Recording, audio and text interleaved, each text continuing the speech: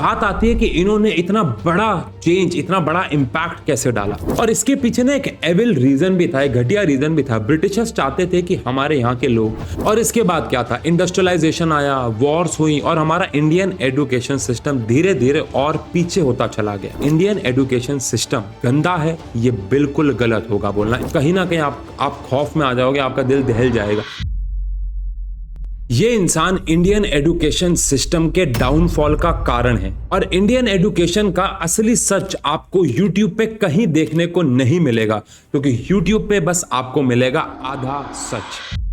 Indian education को हमेशा रट्टे मारने वाली लर्निंग या फिर एग्जाम प्रेशर के लिए क्रिटिसाइज किया जाता है, जो कि गलत भी नहीं है, लेकिन ये पूरा सत्य नहीं है। इंडियन एजुकेशन सिस्टम में कुछ फ्लॉज हैं, बट ये क्यों है और क्या ये सिर्फ इंडिया में है या बाकी कंट्रीज में भी है, तो आओ जानते हैं। कभी ना कभी सच बताना मुझे, आपके दिमाग में भी तो आया होगा कि क्या हम ये जो पढ़ाई कर रहे हैं बस कैसे कर रहे हैं, जा रहे हैं, कुछ रटाया पढ़ के आ जाते हैं, फिर उसे किताब पे कॉपी पेस्ट करके आ जाते हैं। आपके दिमाग में हमेशा कभी ना कभी कुछ आया होगा कि यार जॉब में जो एक्चुअली चीजें चाहिए हमें वो क्यों नहीं सिखाया जा रहा, चाहे वो कोई स्किल हो, चाहे वो कोई ऐसी नॉलेज हो जो मेरी रियल लाइफ में मुझे जेन्युइनली काम आएगी। और पूरे एजुकेशन सिस्टम में मोस्टली कहीं पे सिखाया ही नहीं जाता कि बच्चों को आगे करना क्या है। एक रिपोर्ट के अनुसार 12th के बाद 70% बच्चों को ये पता ही नहीं कि उन्हें 12th के बाद करना क्या है। अब इसमें गलती किसकी है? क्या सिर्फ बच्चे की गलती है? इसके बारे में सोचना बनता है। और क्या ये हमारी इंडिया की ग्रोथ को, हमारी कंट्री की ग्रोथ को भी अफेक्ट करता है? अब शॉकिंग बात यह है कि आप अकेले नहीं हो। इंडिया और इंडिया की जितनी भी नेबरिंग कंट्रीज है वहां पे भी बच्चों का लगभग यही हाल है। साउथ कोरिया, चाइना, इन सब में भी एजुकेशन सिस्टम में रट्टे मारने वाली learning,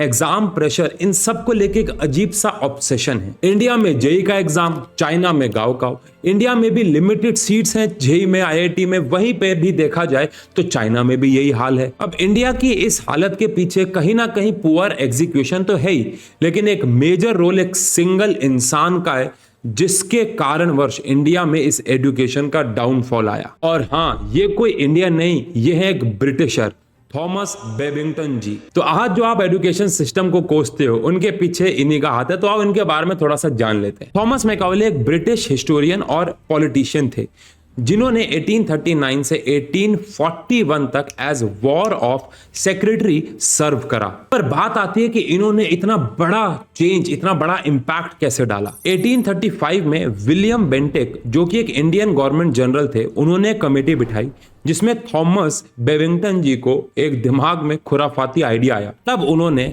Macaulay's minute on Indian education नाम की एक पॉलिसी सजेस्ट करी, जिसमें डिसाइड किया गया कि इंडिया में इंग्लिश मीडियम पढ़ाई और वेस्टर्न स्टाइल का सिलेबस शुरू किया जाए। अब ऐसा क्यों किया गया? हमें कैपेबल और एक अच्छा थिंकर और एक नॉलेजेबल इंसान बनाने के लिए? आंसर है नहीं, ताकि बस हम लोगों को वेस्टर्न कल्चर आ जाए, अंग्रेजी बोलनी आ जाए और हम एक इंटरमीडिएटर के रूप में काम कर सके उनके और यहाँ के लोगों के बीच में। यहां तक कि उन्होंने डिस्क्राइब भी किया था कि Indian in blood and colour, but English in tastes, in opinions, in morals and in intellect। उनका मेन मोटिव क्या था वो आपको इस कट आउट से साफ साफ देख के पता चल जाएगा। इस पॉलिसी की वजह से हमारा ट्रेडिशनल पढ़ने का तरीका कहीं पीछे हटता गया। जो गुरुकुल में हम लोग ट्रेडिशनल वे से नॉलेज गेन करते थे, आसपास के हालातों को से सीखते थे बहुत सारी चीजें, वो कहीं ना कहीं हटता चला गया और हम इस पॉलिसी के हिसाब से अपनी पढ़ाई, अपने जीवन को चलाने लग गए। अब देखो, रट्टा मारना कोई बुरी बात नहीं है। जब आप नर्सरी से 5th क्लास तक आते हो, मैं ये मानता हूं कि हम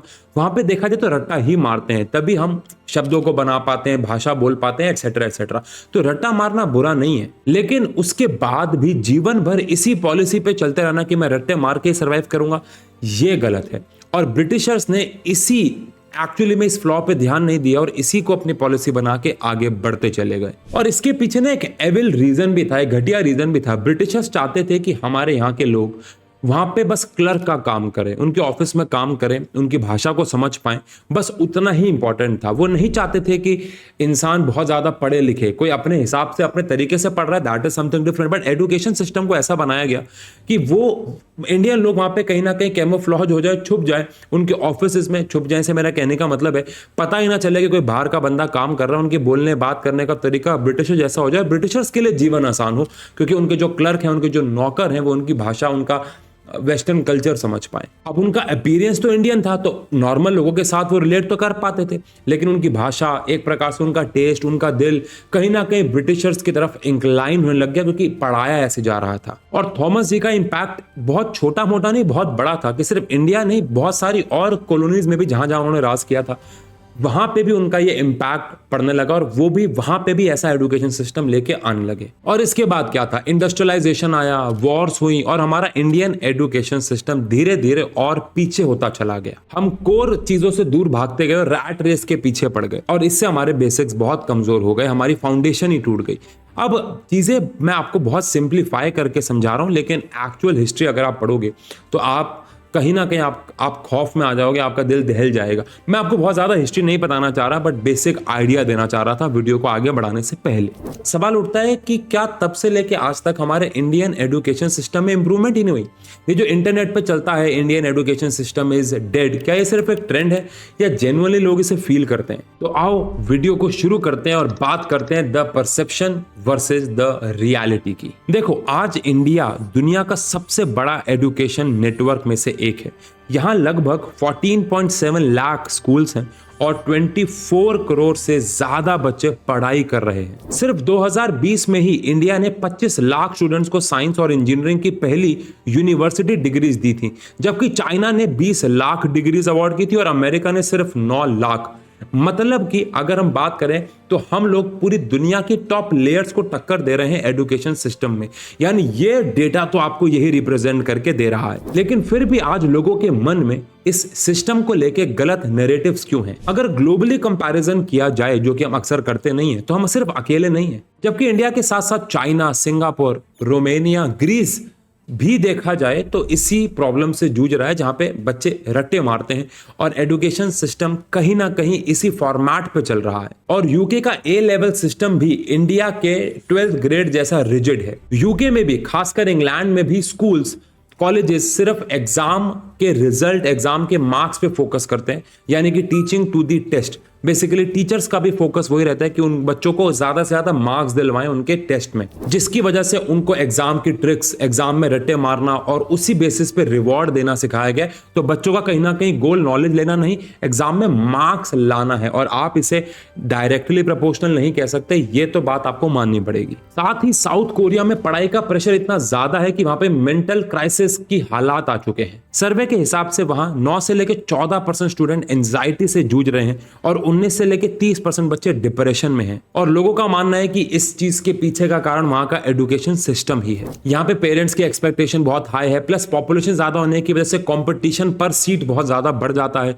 कहीं ना कहीं डू और डाई सिचुएशन आ जाती है, जॉब्स वैसी बहुत कम है, आप आए दिन न्यूज तो देखते ही रहते हैं। एक स्टडी में पता चला कि इंडिया में 81.6% एडोलसेंट्स एग्जाम को लेकर एंजाइटी फील करते हैं और 66% स्टूडेंट्स पर पेरेंट्स का इतना ज्यादा प्रेशर है कि उनको एकेडमिकली बहुत हाई परफॉर्मेंस देनी है, उसका प्रेशर है उनके ऊपर। लेकिन अगर आप चुटकी मार के इस पर्सपेक्टिव को बदलें तो आप ये भी देखें कि इसी हार्डशिप ने, इसी कंपटीशन ने हमें कहीं ना कहीं लड़ना भी सिखाया है और कहीं ना कहीं हमें स्ट्रेंथ भी प्रोवाइड की है। और शायद यही कारण है कि हम तब भी टॉप लेयर्स के साथ लड़ रहे हैं और उनसे ज्यादा इंजीनियर्स और डॉक्टर्स प्रोड्यूस कर रहे हैं हर साल। दुनिया भर में इंडियन स्टूडेंट्स की मैथ्स और साइंस को कॉम्पिटिटिव माना गया है। यहाँ के IITs, IIMs, IISc जैसे इंस्टीट्यूट्स को भी वर्ल्ड लेवल पे रिकॉग्नाइज किया गया है, वो भी हम सब जानते हैं। और सिर्फ इतना ही नहीं, हमारी NCERT की किताब को भी वर्ल्ड रिकॉग्नाइजेशन मिला है। और 2021 में ई-विद्या प्रोग्राम को यूनेस्को द्वारा ICT इनोवेशन के लिए अवार्ड भी दिया गया था। मतलब कि जो चीजें हम यहाँ पढ़ रहे हैं उसको पूरी दुनिया में वैल्यू किया जाता है। लेकिन इसका मतलब ये नहीं है कि हमारा सिस्टम परफेक्ट है,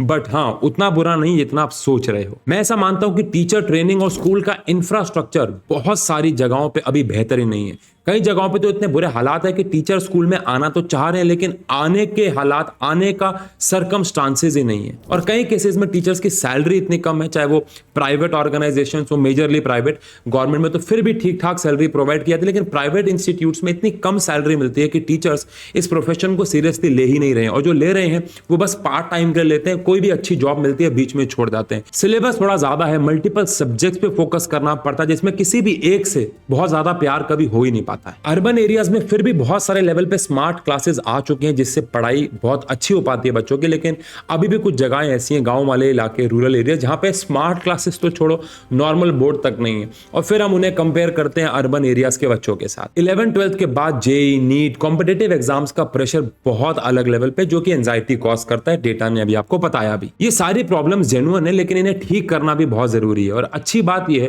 कि इंडिया ने इन गलतियों पे काम करना शुरू भी कर दिया है। 2020 की नेशनल एजुकेशन पॉलिसी एक गेम चेंजर साबित हुई। इसमें कंसेप्ट बेस्ड लर्निंग, क्लास 6 से कोडिंग, वोकेशनल ट्रेनिंग और मल्टीपल एंट्री एग्जिट ऑप्शन जैसे चेंजेस लाए गए। दीक्षा और पीएम ई विद्या जैसे डिजिटल प्लेटफॉर्म स्टूडेंट को फ्लेक्सिबल पढ़ाई के ऑप्शन देते हैं। ये अलग अलग लैंग्वेज में कंटेंट प्रोवाइड करते हैं और रिमोट एरियाज के स्टूडेंट्स तक भी एजुकेशन पहुंचाते हैं।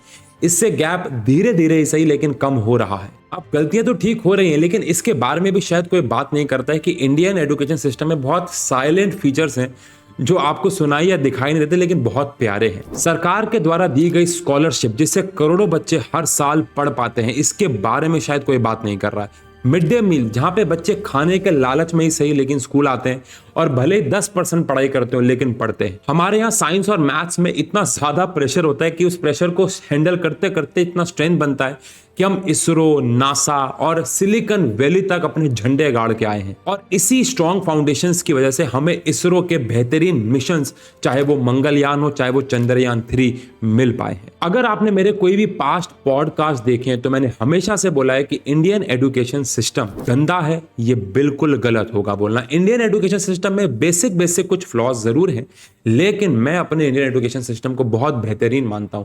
मैं हमेशा से मानता आया हूं। आप मेरे शायद एक्सपेरिमेंट्स देखते होंगे, मैंने अपनी लाइफ के शुरू के जितने भी 100 से लेकर 150 वीडियोस बनाई हैं, वो सारे एनसीईआरटी की एक्टिविटीज और आइडियाज हैं।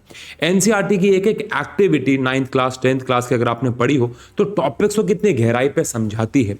टीचर्स बहुत सारे स्केल पे, मुझे अपनी लाइफ में बहुत सारे अच्छे टीचर्स भी मिले हैं जिन्होंने मुझे गवर्नमेंट स्कूल में होते हुए बहुत बेहतर तरीके से पढ़ाया है, मेरी प्रॉब्लम्स को सॉल्व किया है।